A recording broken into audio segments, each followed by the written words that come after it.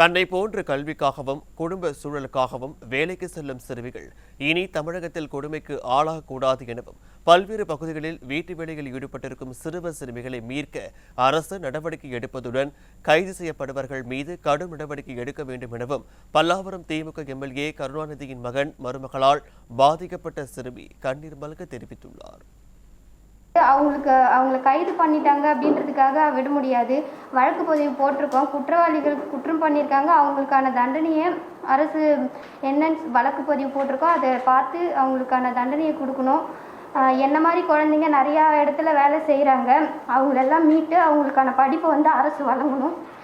இனிமேலும் ஒரு குழந்தைக்கு இந்த மாதிரி நடக்கக்கூடாது, அது சொல்லிக்க விரும்புகிறேன்.